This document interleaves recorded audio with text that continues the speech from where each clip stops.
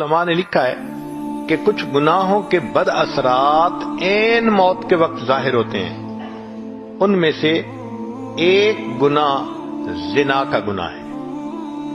اس زنا کے گناہ کے اثرات دنیا میں تو ہوتے ہی ہیں، موت کے وقت بھی ظاہر ہوتے ہیں.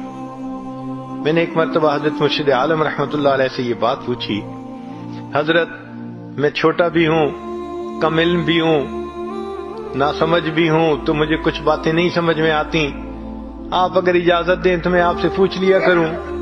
حضرت بہت خوش ہوئے، فرمان لگے پوچھا کرو.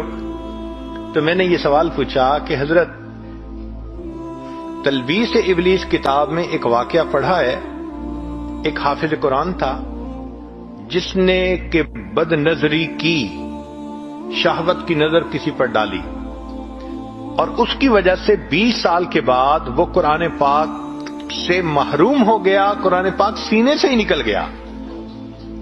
تو میں نے کہا کہ حضرت اس ایک مرتبہ کسی غیر کو دیکھنے پر اتنی بڑی محرومی کہ قرآن پاک سے محروم ہو گیا، یہ تو بہت بڑی سزا ہے.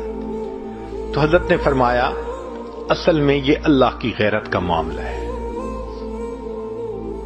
وہ کیسے کہ اللہ تعالیٰ چاہتے ہیں میرے بندے، نعمتیں میں نے دیں، پیدا میں نے کیا، اب تیرا دل میری محبت کے لیے وقف ہونا چاہیے. جب ہم اپنے دل میں اللہ کی بجائے کسی غیر محرم کو بساتے ہیں اور اس کی محبت دل میں لاتے ہیں، اب کسی عورت کے گھر ذرا کسی اور عورت کو لا کے بٹھاؤ نا، پھر دیکھو وہ کیسے ریئیکٹ کرتی ہے.